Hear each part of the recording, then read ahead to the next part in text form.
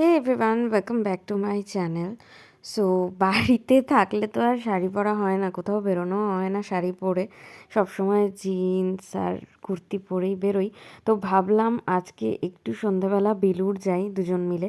তো সেই জন্য শাড়ি পরে নিয়েছিলাম আমি, আর ও অ্যাজ ইউজুয়াল টি শার্টেই কমফোর্টেবল, তো টি শার্টই পরেছিল।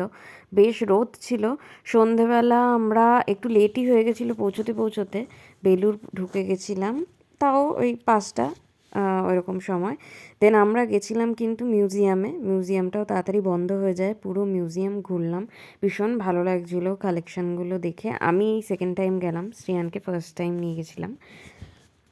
আর বেলুড়ে যেতে আমার সবসময়ই খুব বেশি ভালো লাগে, মানে আমি দক্ষিণেশ্বর হয়তো এতটা যাওয়া হয় না যতটা বেলুড় আর আদ্যাপীঠে আমরা যাই।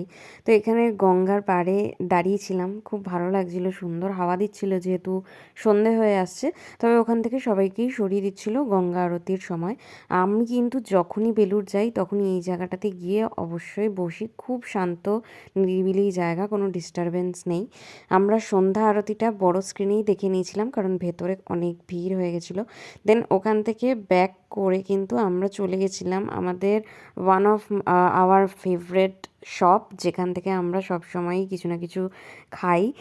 এখানে আমরা নিয়েছিলাম টেস্ট করার জন্য চিকেন পকোড়া, ফিশ ফ্রাই, আর তারপর বাড়িতে নিয়ে চলে এসেছিলাম chicken steam and fried momo. আর এটাই কিন্তু ছিল আমাদের ডিনার। তো চলো দেখা হচ্ছে আবার নেক্সট ভিডিওতে।